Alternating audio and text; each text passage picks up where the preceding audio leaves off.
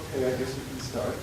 It's a real pleasure to have Marcelo Alvarez here with us. He hardly needs an introduction because he's been working with people at CITA with Ilian and also for some time, but for those who hasn't worked with him yet, so he graduated from University of Texas at Austin, and he liked the place so much that he decided to stay, and he worked at Bosch Studio. And then he decided to go to Stanford, where he's at right now, working with Tom Bell, among other people. And he'll tell us everything we need to know about how radiation affects matter, I guess. Yes. So the stage is yours. Thank you, thank you.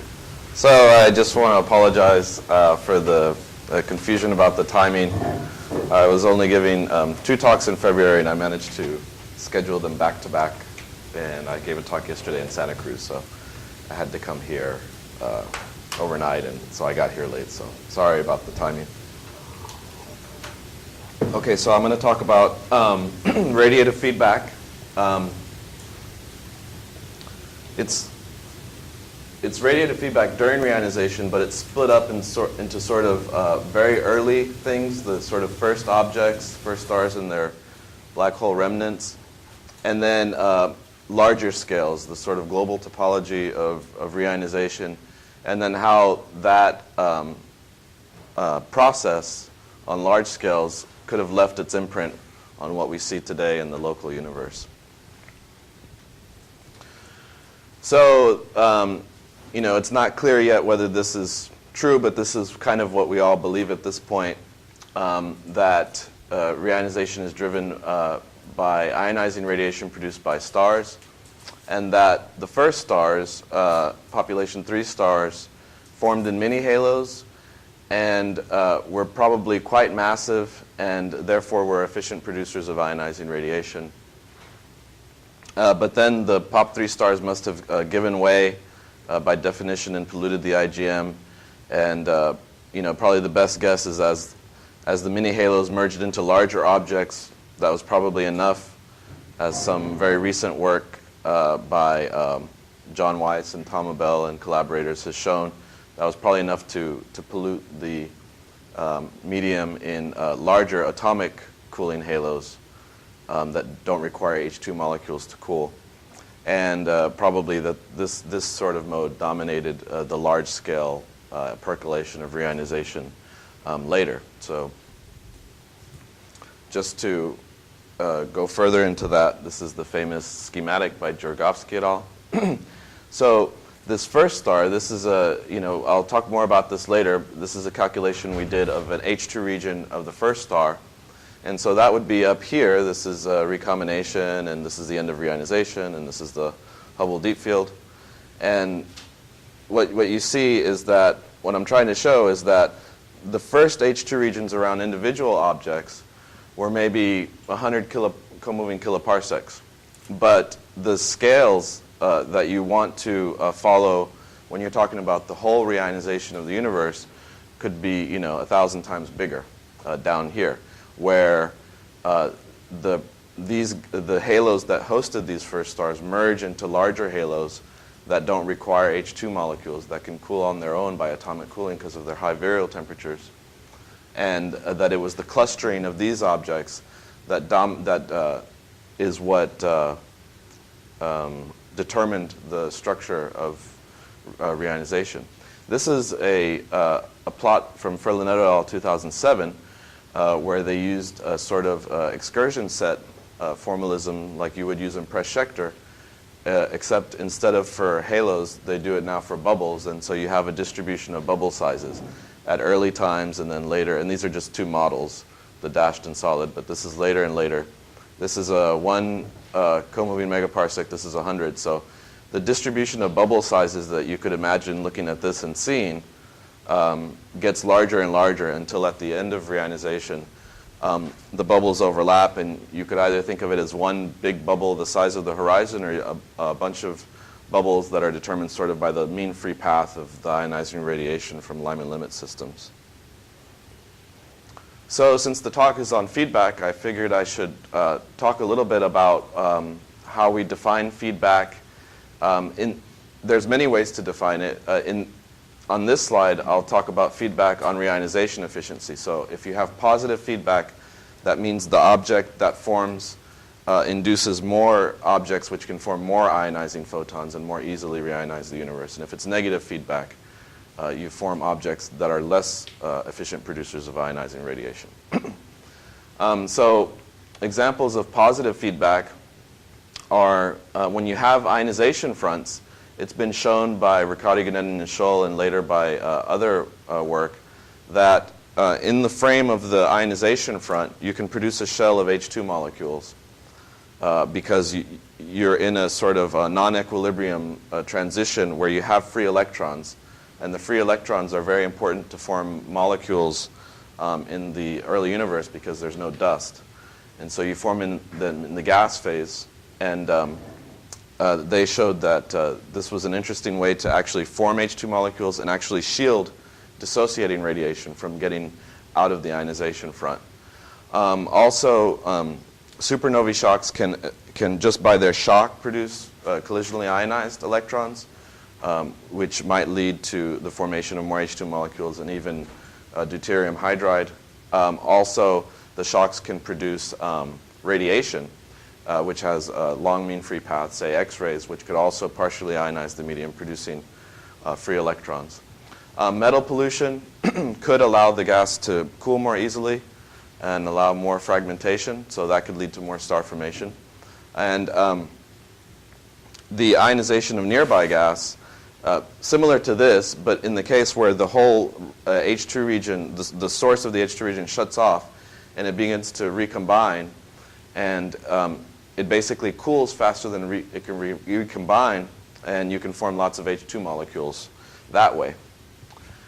Negative feedback is much more straightforward. For example, the first star should dissociate a much larger region than it ionizes because it's just much easier to dissociate. The abundance of H2 molecules is much lower than that of neutral hydrogen. So that's definitely negative feedback when you consider the H2 molecules are required in these mini halos to form the first stars. Also, the radiation heats the gas. That's not good. If these objects end their lives as supernovae, they eject the gas, preventing further star formation in that region, at least for a while. And then the same effect here, this metal pollution. If it produces cooler stars that are lower in mass, then you'll have less ionizing radiation. So this is just sort of remembering, always keep in mind when people are talking about positive and negative feedback on what? Is it star formation or reionization efficiency, so on. Okay, so now I'll talk about some work we did on radiative feedback from the first stars, and particularly the first H2 regions. So like I said, the first stars are POP3 and probably formed in mini halos that relied on H2 molecules as their main coolant. The predicted masses are around 100 solar masses, we think, just based on high-resolution simulations and Jeans mass arguments. And so what we did was we ran a simulation of coupled gas and N-body simulation with cooling and chemistry to find out where the first star would form, and then did a radiative transfer ray tracing calculation to ask how efficient were they in ionizing the surroundings, and what is the mass dependence of that efficiency, and finally, how do they sort of set the stage for the next object in terms of feedback. So what we did was we used ionization front tracking, which just means that from the source you send rays out in every direction, and then you sort of solve a continuity equation for given the flux at the surface of at the position of the front and the density at the front, you can get what the speed of the front should be. So along each ray, you get the speed of the front, and then you just integrate it out and get the radius along each direction. And we took our ionizing photon luminosities from non-rotating zero metallicity models of Scherer. And what we did was we took the same box and shifted it so that the mini halo was at the center that formed the first star, and then we just varied the mass of the first star, of the star that we stuck in there. This is the viral radius of this 10 to the 6 solar mass halo in which the star forms. It's about 100 proper parsecs. So this is the structure. So this is a zoom in by half and then half. This is the initial state. And then this white thing here is the actual surface of the ionization front at the end of the lifetime of the star. And interestingly, as I'll show later, basically the volume of this is 200 over 80 times the volume of that. And another thing to notice here is how highly inhomogeneous it is, this characteristic butterfly shape, and that the ionization front actually gets trapped in nearby density enhancements, as shown here. So one thing we were able to look at with this calculation was to see the escape fraction defined as the fraction of ionizing photons that were ever emitted by the star that ever reached a radius greater than the virial radius. And we plot that now, so this is averaged over the whole lifetime of the star. We plot that versus mass, and you see that low mass objects, basically their H2 regions are bottled up inside the halo. The escape fraction is 0. And that can be explained by looking at two time scales. One time scale is the lifetime of the star, which does decrease with increasing mass. So you might think, well, that offsets the fact that the lower mass stars don't produce as much ionizing radiations. Well, they live longer. On the other hand, there's another time scale, which is the breakout time scale. That's the time it takes as you create a wind and as the H2 region begins to expand and the density drops near the star. This is the time it takes for the density to get low enough for recombinations to not be as important and to allow the ionization front to break out. And the less luminous the star, the longer it takes for it to reach this breakout point. And so, of course, if you would have broken out after the lifetime of the star, then you don't break out. So that's just an explanation for this. Now, when we plot its eta here is actually equal to mH2 over m star, which is the mass of hydrogen gas in the H2 region divided by the mass of the star. Okay, and what we see is that it's, as I alluded to earlier, it's pretty much flat above about 100 or 80 solar masses. And that's simply because these objects are radiative, and they produce as many ionizing photons in proportion to their mass. And their escape fractions are high. Whoops, I went the wrong way. So their escape fractions are high, and that conspires to leave you basically a fixed efficiency at high mass. Now, another question that we addressed with this was what happens after the star dies?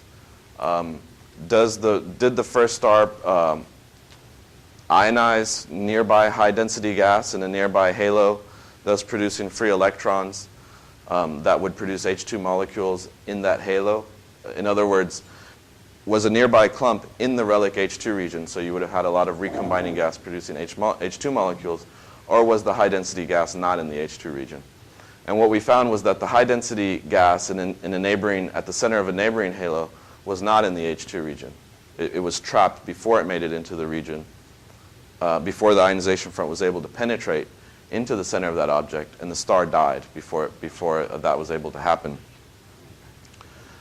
So basically, we didn't find any positive feedback effect in terms of forming another star nearby.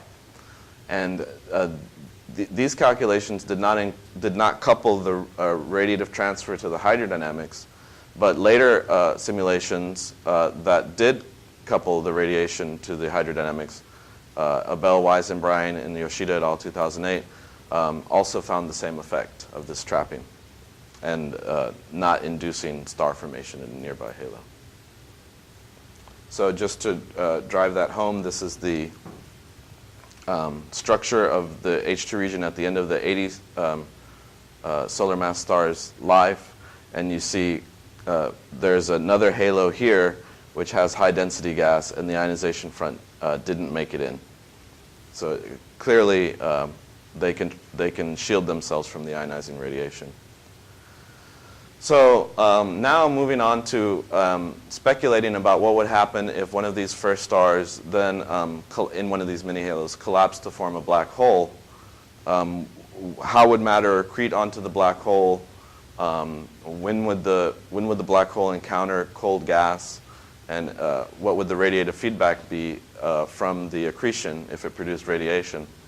And the motivation behind this is because for two main reasons. One is that POP3, so-called seed black holes from POP3 stars have been pretty popular in the past for being the sources of maybe mini quasars that would change the topology of reionization with long mean free path radiation. And also, they've been used in models, semi-analytical models, as seeds for the supermassive black holes we see as quasars at redshift 6. Merging them together or accreting them. If they accrete at the Eddington limit from redshift 20 to redshift 6, that's just enough time for them to get up to 10 to the 9. But that's a tall order to get them to accrete at such a high rate for such a period of time. So this is the famous plot from Hager et al. That shows for zero metallicity the final mass versus the initial mass. This is equal.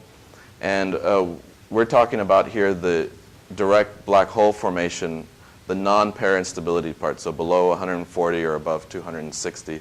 I mean, these are non-rotating and so on, so this picture clearly could change. But we just, in the calculations that we did, we just assumed that we took a 100 solar mass star and just assumed that at the end of its life, there was a 100 solar mass black hole there.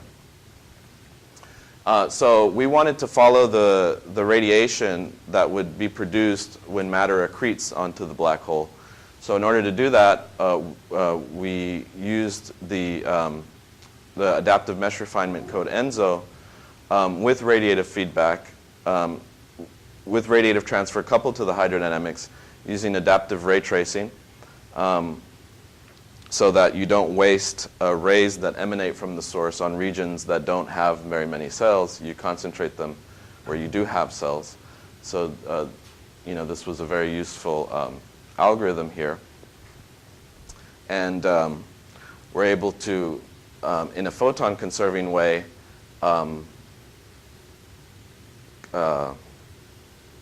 basically follow the paths of photon packets that are released by the source. They ionize the gas, they're absorbed, and we can follow that.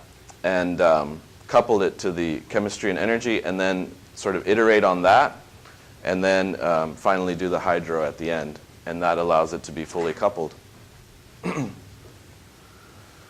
So the simulation setup is very similar to what I showed for the previous simulations, which were SPH simulations.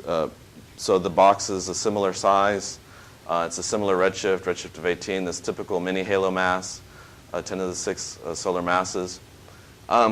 So these are just some of the details of the calculation. But the basic idea is that we followed the production of this H2 region, and then after the star died about 2.5 million years later, we put the black hole in, and we followed it as an n-body particle with the same velocity as the star, same momentum as the star, and we used the Bondi-Hoyle accretion rate. So this is missing the relative velocity term here, but the sound speed is it's a subsonic motion, so this dominates. So effectively, the Bondi-Hoyle formula is just this one. I mean, just Bondi equation formula. Yeah, Bondi, yeah. But we use the actual Bondi-Hoyle one in the code, but it's the same. So you put the black hole in at rest. I'm sorry? You put the black hole in at rest. We put the black hole in with the same velocity as the star had, which is basically the velocity of the halo, because it's bound in the center of the halo. What's the velocity dispersion of the halo? The velocity dispersion of the halo is a few kilometers a second. So the proper motion of the black hole is a bit of an issue here, even if it were much smaller than that of a neutron star. But the velocity dispersion is not the velocity dispersion is not the velocity of the black hole. So the velocity of the black hole is just sitting in the center, bound. No, it's just that the accretion rate. Oh, the accretion rate. Would be reduced significantly if the black hole were moving, say, at 50 kilometers. Oh, definitely. That's right. It doesn't get up to those kinds of speeds until later. What sound speed do you use? Oh, well, it changes according to the environment. We use okay, so in the Bondi formula, we use the density in the cell that the black hole is in. And so we sort of nominally resolve the Bondi radius. And we use the local quantity at the local hydrodynamic quantity at the position. So this depends on the temperature and the density at the position of the black hole. You're talking about a halo where you already had a 100 solar mass black hole, but star burn out, so it's already fully evaporated. So Okay, so left in there yeah. isn't it? Yeah. So okay, let's get to that. So what we used for the spectrum was inspired by Cullen and Maddow that you might get for a thin disk with a multi-component model with a power law component from a corona and a multicolored black body disk.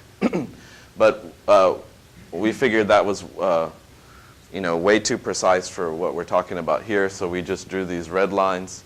And then not only that, but we integrated over it and got the mean photoelectron energy, which was a half a keV. And we just sent all the photons at half a keV. So again, this is the final state of the H2 region that we followed. This is now fully coupled hydrodynamics. You still see this effect of this clump nearby that's shielded and neutral. And so yes, this is right when these are density contours. Red is high density, blue is low density. And this is time from redshift 18 to redshift 11, from 0 to 200 million years. And the black hole is red, and this dense clump, which is the highest density point of hydrogen around in the area, is next door. So yes, the first star has evacuated, and so that's why the black hole is in a black region. It is in a low density region here initially. But then what happens is that two halos merge. One is the host halo of the progenitor, and the other is another halo that's nearby, and they're going to merge together. So there's a little movie of it. So this just shows at the time of the star's death, it's created this wind. The star dies, but the wind still has a high pressure, it still has inertia, so it continues traveling outward. That's what you'll see. This animation will be centered on the black hole in its frame. So you'll see as the two halos merge and this dense clump falls in, it'll make several passes by. That's first pass, second pass. And so at the end, if you had if you didn't care that there was a black hole there, you would just say, okay, the two halos have merged, and now you have a new halo that has some high density gas that was fed into it from here, and you might form a star there. Who knows what might happen next? So we did a control run with no feedback, so we just put m dot equals 0 into our formula for the luminosity. And then we did one with feedback. So this is density versus temperature phase diagram of the evolution of these two variables at the position of the black hole. This is when the star is on. So what happens when the star is on is that the gas is heated to a photoionized temperature of a few times 10 to the 4 Kelvin. Initially, it's at a high density, but as this H2 region expands under pressure, the density drops and it stays hot because it's still being photoionized. Then the star will begin to turn off, cool. The wind begins to cool adiabatically. Now, what happens if you don't have any radiation is that as this clump approaches, or as this clump approaches the black hole, as it makes its passes, you go to dense cold gas. But then as it goes away, then you go back into the rarefied region. But when you have feedback, what we found was that you never really get very dense or very cold because that feedback heats it, and that's what I'll show you in a second. These lines are lines of constant Bondi accretion rate there. So even one thing to notice, and this is a point that had been made before, probably in most detail by Johnson and Brahm, that just because of the effect of the progenitor star blowing out the gas, that even then you still don't even get up to, the Bondi formula still doesn't give you the Eddington limited accretion rate, even without feedback. So what is this diagonal? What do you mean by a diagonal line means an m dot of 10 to the minus 4? What's being thought of? Like, why does an m dot of that form lead to a diagonal line? What does that mean? Oh, this is just the m dot goes like rho over the sound speed cube. Oh, yeah. Okay. And I know what m Bondi is. Yeah. What do you mean by this dashed line? What is that dashed line? Oh, so at any point, for example, take here. When the point was there, the accretion rate was 10 to the minus 4 of the Eddington rate for a 100 solar mass star. So the Eddington being at 10% efficiency, what would the Eddington limited accretion rate be? Oh, I see. So yes, this is just saying that m dot Bondi is 10 to the minus 4. Oh, right. For a temperature of 2,000 Kelvin and a density of 1 centimeter cubed. That's what the line. That's right. That's right. So these are profiles. So what I did here was plotted versus radius profiles of different quantities along the line connecting the black hole to this clump, and at different times. So the red line is the initial time, and then it goes green, blue, and then black at the final time, without feedback and with feedback. So you see that this is the clump that's coming in. The clump starts out about 200 parsecs away, about 2 virial radii away, and then it makes passes and it wants to orbit around 20 parsecs away. You see the clump there. But with feedback, the clump is erased. It's not even clear what the clump is at this point. Without feedback, the relic H2 region recombines. So this is the ionized fraction. Starts out ionized, recombines. But it also recombines with feedback, but it stays partially ionized at a much higher level. But the temperature is raised here by the feedback. And so the temperature and the density, temperature is raised and the density is suppressed. This shows now versus time at the position of the black hole what the Bondi accretion rate is with and without feedback. So this is with feedback. So Eddington is around here, around 10 to the minus 6. So these were the places where it was kind of getting close. And with feedback, it just stays down here. Okay. And what's shown here is a time scale, which is the heating time scale, which you just take by taking the heating rate due to photoionization heating. You take the energy and divide it by the heating rate. This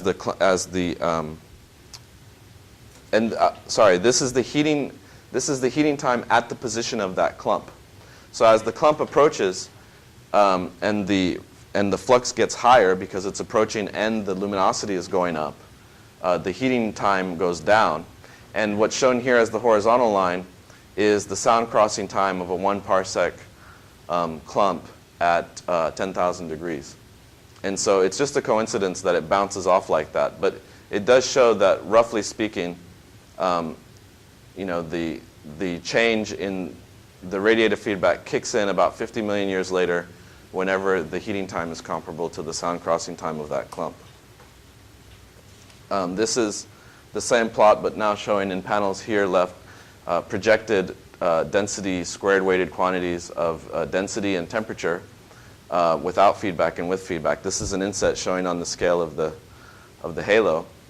And so without feedback, you see this clump survives and stays there as high density.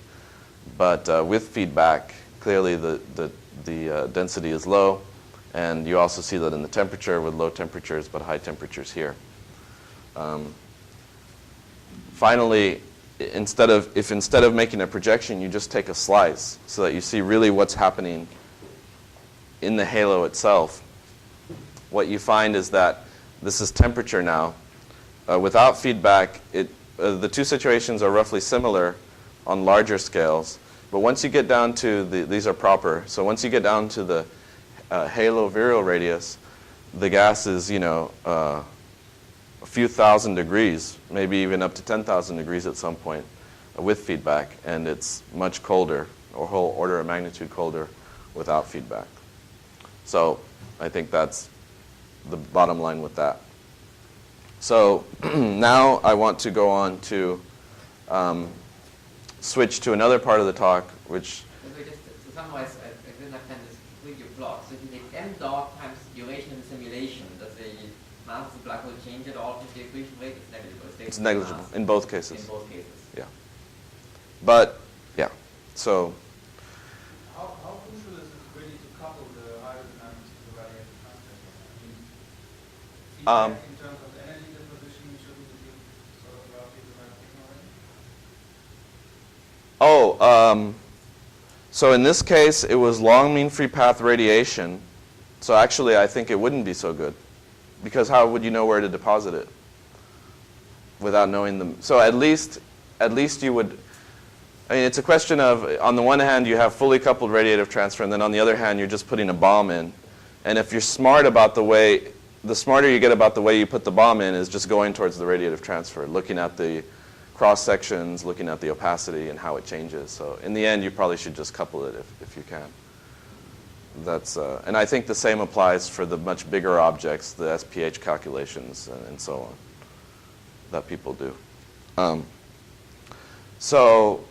Okay, so now large-scale feedback. So all these little objects merged together, and you started to form halos that had virial temperatures higher than 10,000 degrees, so that they switched their mode of cooling from H2 molecules to hydrogen atoms.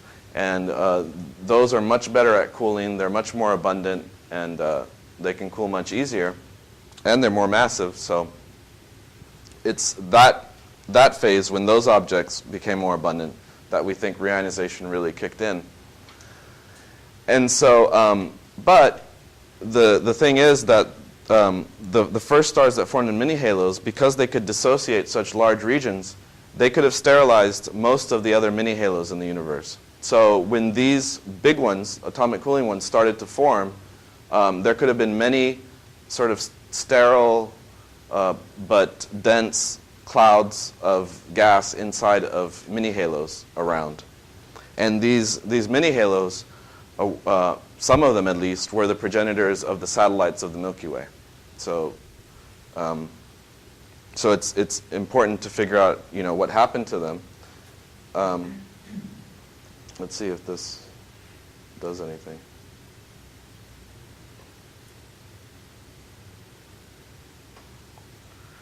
So what this shows is a calculation we did in a 0.7 co-moving megaparsec box with at a redshift 9 or redshift 10 with the atomic cooling halo shown here.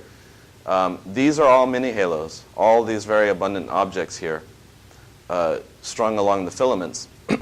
And what we did in this calculation was we did ionization front tracking, assuming that source there turns on for 10 million years with a certain ionizing output, sends out an ionization front, which in this sort of scenario here, all these mini halos, the progenitors of this atomic cooling halo were able to form POP3 stars that then dissociated this entire region, leaving these guys unable to form stars. And then this one maybe formed a starburst by atomic cooling collapse and then formed an H2 region.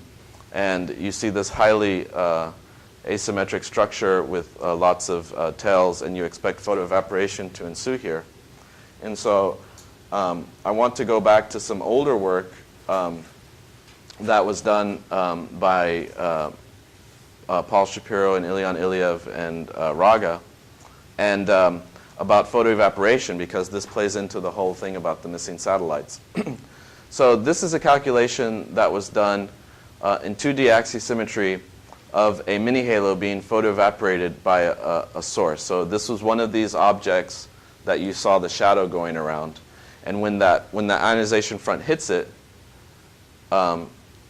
it hits it like this, wraps around, gets trapped, and then on a time scale of a fraction of the Hubble time, the thing gets evaporated and the gas gets driven out.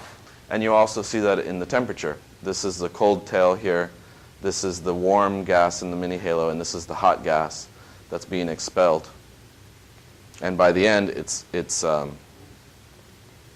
actually the gas is cool here, because it's adiabatically cooling, but eventually it will be raised to the photoionized gas temperature, assuming once the region a mini halo is in gets exposed to ionizing radiation, it will continue to be exposed to ionizing radiation. So, so that's sort of the large-scale feedback, the picture of larger objects feeding back on smaller objects, preventing gas from really coalescing into them. Now, I'm going to talk about some recent work that we've done on the large-scale structure of reionization and how it relates to the missing satellites problem. We go back to that, so a long time ago, we were playing with live and alpha clouds in terms of total evaporation. We even did some 3D simulations of this linear speed, we call it analytic model.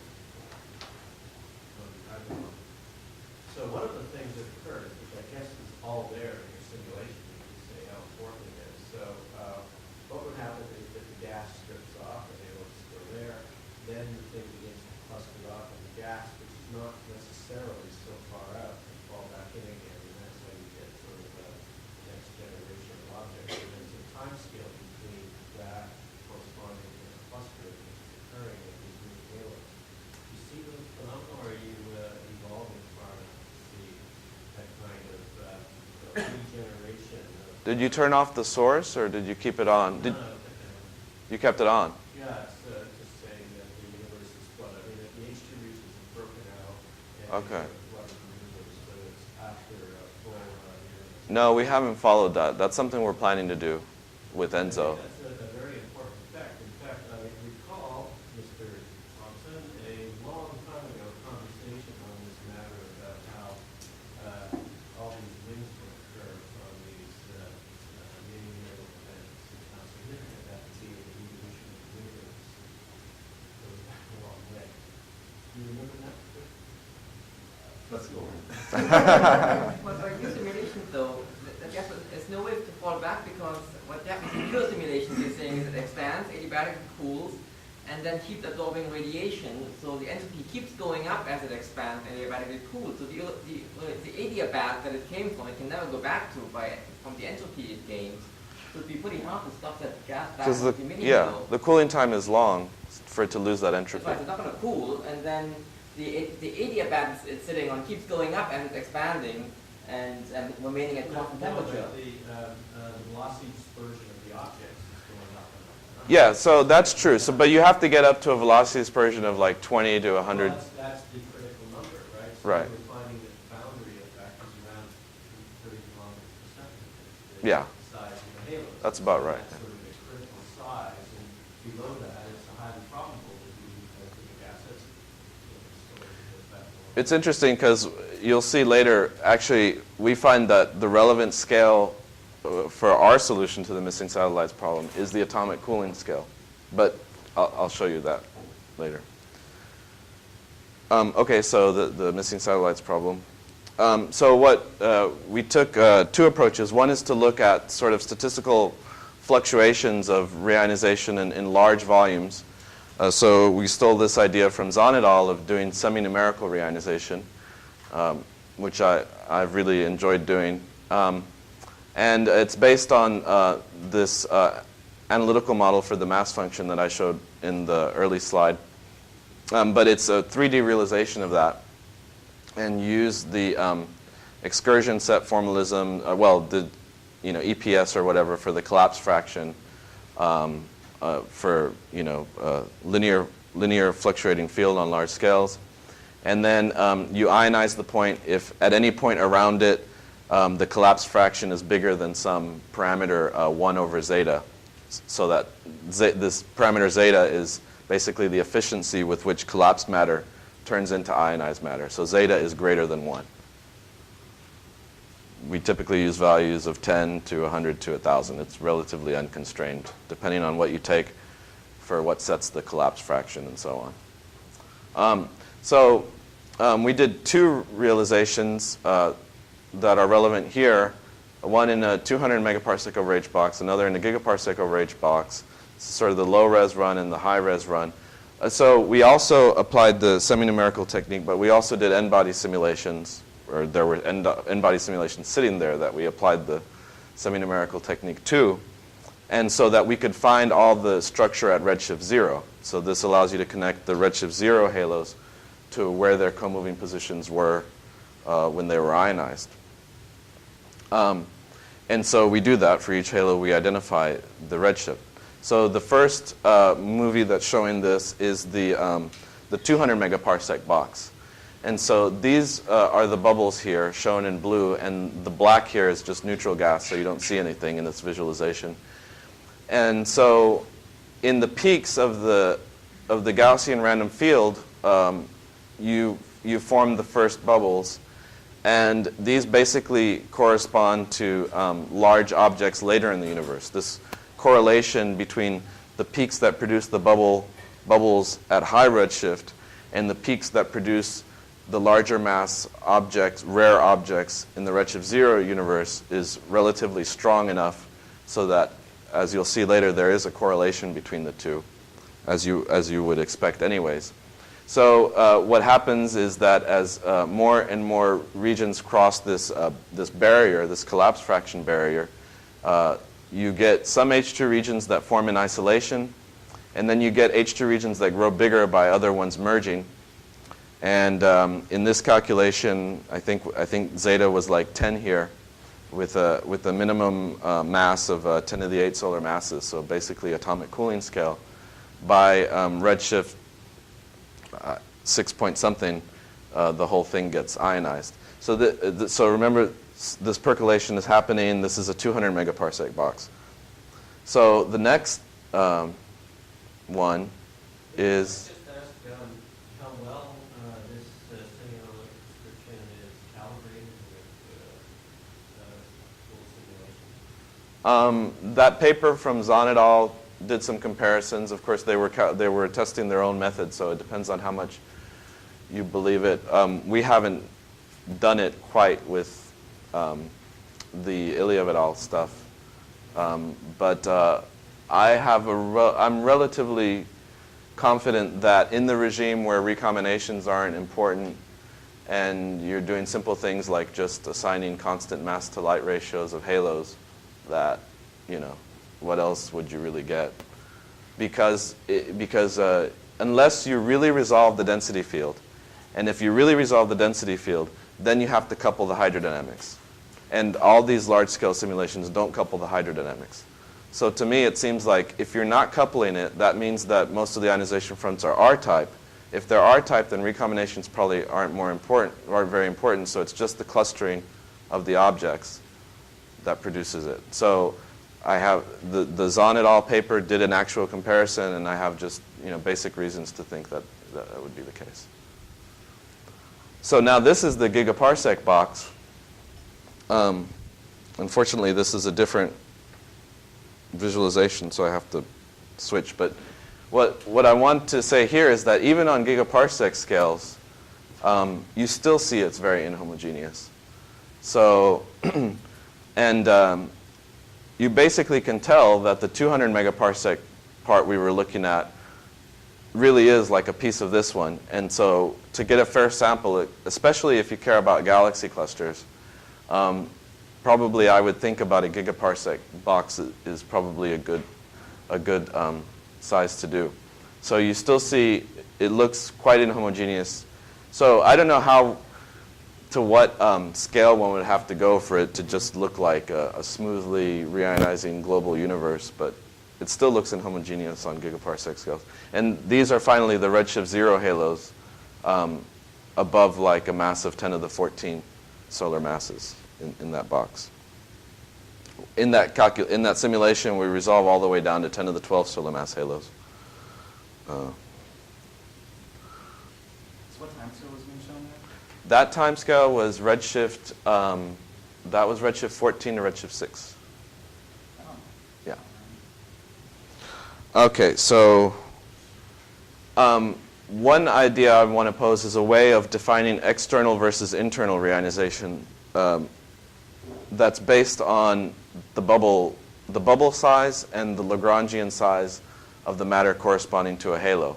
So the Lagrangian size is just given by the trivial relationship of what radius you'd have to be if you were spread out over a sphere. And the bubble size we determine by, at each point in the box, this excursion set thing, the way we do the reionization calculations is you smooth over many different scales. And the first scale to cross the barrier of zeta times F collapse being greater than 1 is the scale that determines that that point just got reionized. But that imprints a scale on it. And we associate that smoothing scale with the size of the region that ionized it, with the bubble that it was in, or the bubble that it was really on the edge of if it just got reionized. And so basically, if you take a halo and you say that the region that material was in when it was ionized was larger than the Lagrangian region of the halo, then all the progenitors of the halo, which were probably close to the mean density or a few times the mean density at a redshift 6, were ionized probably around the same time externally. On the other hand, if you have the opposite case, then it would have been internal reionization, in which the bubble was actually smaller than the whole Lagrangian region of, say, a cluster. So we took for each halo, we could associate with it a redshift of reionization, and at that point, what radius it crossed the barrier at. And so we can plot the distribution for different bins of halo masses at redshift 0, what the bubble sizes were. This has worried me, so I'm trying to figure out exactly what to do about this. It looks like a bit of an artifact on the resolution scale. This means that individual cells are crossing this threshold, which means that if we had higher resolution, maybe it could have crossed the threshold at smaller radii. And so I'm not clear yet what this valley is and what's going on here, because it's a gigaparsec box and we only had 1,000 cubes, so we could only get down to about a megaparsec bubbles. I'm sure I understand. So this is just a threshold approximation to the size of the region. So what about just the propagation of the region? I mean, I would have thought that would be actually the dominant effect. So if it gets big enough, are you saying that isn't an effect? I mean, usually you get overlaps and it's actually quite efficient to propagate in the low density region. I see. I think that the ionization fronts, I think that the time scale for the ionization, the speed of the ionization front is, rather than being given by what you would think of as sort of a source and a flux with an ionization front moving, I think the speed is more given by the rate at which structure is growing along it. Yeah, So things are popping up. Delta squared for the pumping factor that it's passing through. But I would have thought that R of T was absolutely fundamental to this. Right. I think they're related, but I can. I'm not sure I'm getting your question, so maybe we can discuss. So R of T, yeah, maybe we can discuss it after, because I'm not. I mean, there is a regime where essentially it's freely propagating without the photons getting used up again and again and again in plastic H2 development. Yes. And that regime is something which I don't really see as being captured by this approximation. The regime where the recombinations are low? Yeah. Oh yeah, that's exactly this regime, I think. And it's describing how this front is moving. Yes, exactly. Okay. Yeah, in fact, we're trying to put recombinations into the model. So it's rather that we're neglecting recombinations, because this parameter zeta times F collapse, which is the barrier, you have to get above 1 over zeta. That is just a constant efficiency with which collapsed matter turns into ionized matter. So recombinations are being swept under the rug there. What this shows is the distribution, and then these are the Lagrangian. This radius is the Lagrangian radius of a 10 to the 11.5 halo, and this radius here is the Lagrangian radius corresponding to a 10 to the 12.5 halo. What this shows is that most of the halos that were Milky Way mass were born in bubbles that were larger than the Lagrangian region of the Milky Way, so that you can imagine ionization fronts sweeping over them from the outside. Another way of thinking of that is they're relatively unbiased, so the random point in the universe has a similar distribution to the 10 to the 12 solar mass halos. And I'll show that more explicitly in a second. But as you go now to the cluster scale, most of the clusters actually, the center of mass of the cluster, when it was ionized, the size of the region that ionized it was smaller. If you look at the cluster is this long dashed line, it cuts off here at around 20 to 30 megaparsecs. So all of the clusters in our simulation, none of them were born in regions that were any bigger than 20 megaparsecs big. These are the distribution of reionization times for different objects. And this is a typo. It's not d log z, it's just dz here. But the red one is the one for just random points in the universe. So this is what you get. This is log versus linear because the collapse fraction basically is exponential, and the reionization history follows the collapse fraction. And so most of the volume is at late times. And so that's why you get most of the objects here with this exponential shape. And the 10 to the 12 solar, the Milky Way mass objects, have a distribution which is given by the solid line there, which is very similar to that. But now if you look at the galaxy cluster objects, you see that they have this tail that goes out to high redshifts and that they cut off so that none of them was really reionized before redshift, say, after redshift 7.5 or 8. So now getting to the missing satellites problem, it's been known for a while, but recent observations have pushed it to even fainter objects with just tens of stars, and have also shown that the dynamically determined dark mass is roughly constant at around 10 to the 7 within 300 parsecs. So these are highly dark matter dominated objects. Interestingly, though, this does not mean that they're all in the same mass halos, because it turns out that the mass within 300 parsecs is not a good indicator of the virial mass of the halo. There's a large spread just because of spread in the formation epochs and so on. But in any event, this is sort of what we're aiming at. And so the connection we're making here is, does it matter when the matter in the Milky Way got ionized?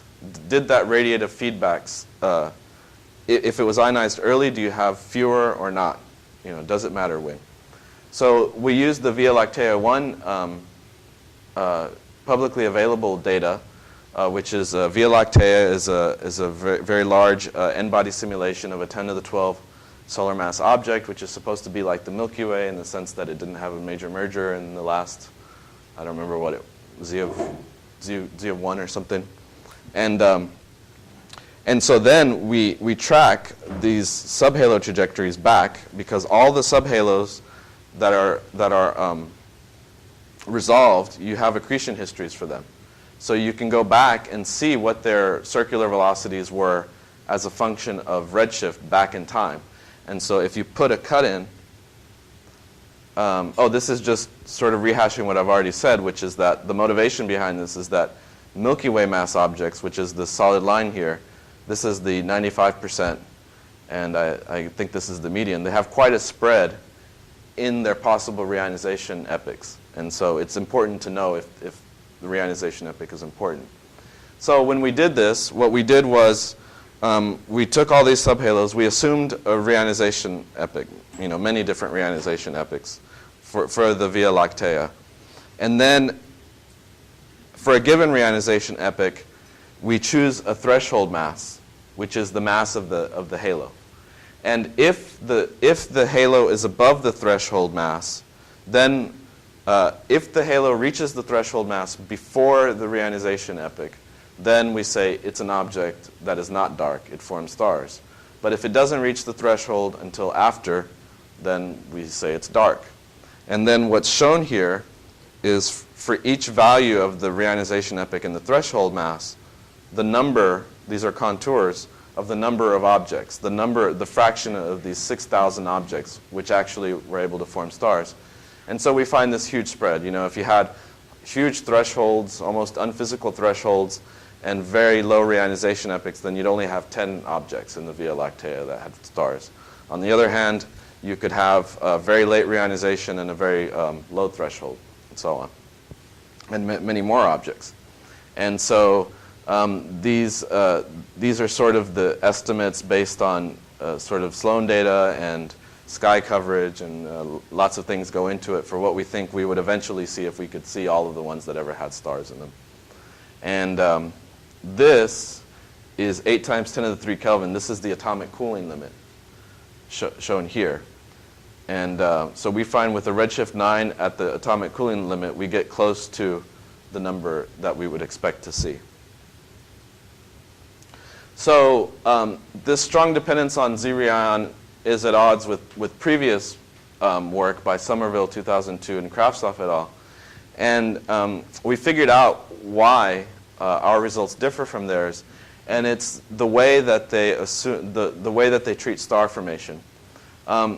They use a simulation, they use a fitting formula to a simulation by Gannett in 2000 for the average gas fraction of halos as a function of mass for a given reionization history. And what happens is that this F-gas, this gas that was measured by Gannett could be hot or it could be cold. In fact, it's cold if it's been reionized and evaporated. But they put this F-gas into their star formation rate so that the star formation rate was proportional to this gas fraction. And so this is shown here. So what we're comparing is 2 different reionization epochs, right? So like 13.5, 6.5 and 11.5. And so in our model, the fraction of cold gas goes from, omega baryon over omega matter to 0 at reionization, and star formation is quenched. But in their model, this is for 10 to the 8 solar masses and 10 to the 6 solar masses. When you change the reionization redshift, this, it kind of changes the fraction of mass. But you see this turn here? I think that's just adiabatic cooling. That things that reionized earlier actually get cooler later, and so I think found that objects had a higher gas fraction in them just due to that. But bottom line is when you make such a drastic change in the reionization epoch, you don't change this very much, and you also have this late time thing, which is not clear what's happening there because this didn't include helium reionization. And but so if you had 10 to the minus 4 fraction of gas that Gannett found, but it was all hot, it wouldn't form any stars. But in that model, they would have just had it form stars, assumed it was like a 10 to the minus 4 fraction of cold gas in the middle in a clump somehow or something. And so when we did that, we basically just took a star formation rate recipe for halo mass with this cold gas included. The solid lines are what we got when we treated the Via Lactea that way for 3 different reionization epochs. So this is a low reionization. Oh, sorry, this is the luminosity function, magnitude versus number less than that magnitude. So this is a low reionization, so you allowed a lot of objects to form and so on. But when we took that other F-gas, we found that basically the luminosity function using the older approach didn't depend on when reionization was. Those light lines, the non-solid ones, basically overlap here. And so that's the bottom line there, and I'll end.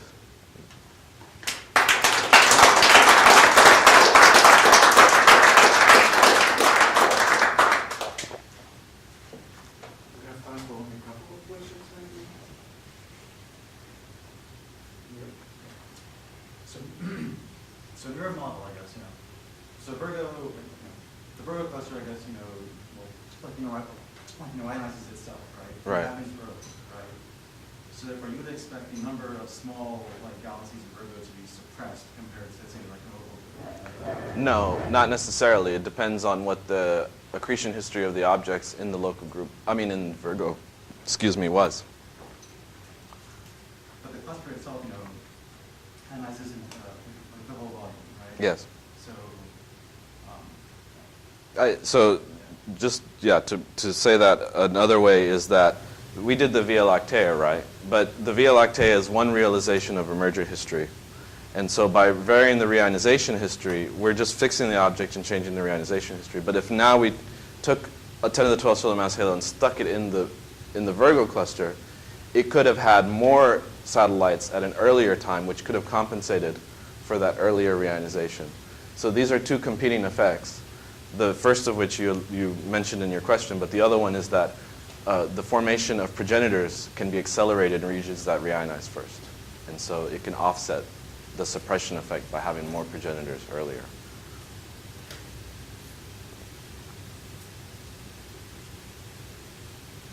More questions? If we go back to the very beginning, when we talked about the black hole, because it's essentially relatively metal-free from feedback, so there's no existing point. Let's go to the hypothesis where you get a lot of objects over the apparent stability region, and that you get black hole. And then there is a black hole production region, which is one of the 2 points of mass electron, which is rotation. So, how many of such objects do you think we can get away with in the universe based upon this kind of argument of flooding the universe? With the accreting, I think you can get by with all of the pop 3 stars and mini halos forming black holes, and you having to wait until atomic cooling halos formed stars. And I think all of them could form black holes. They would of course keep star formation from occurring in any more mini halos, but as soon as a bunch of black holes fall into an atomic cooling halo and that thing virializes, those black holes will be on an orbit, and then maybe the atomic cooling halo will fall in, and it's not clear that those black holes orbiting around this atomic cooling halo would really have that much of a radiative feedback effect. So I think it's more of an early effect, but later you could still have plenty of star formation, and it's not so negative for later objects, is my guess. It's just a guess. More? Cyberspace is silent? Okay, so if not, then let's stay in.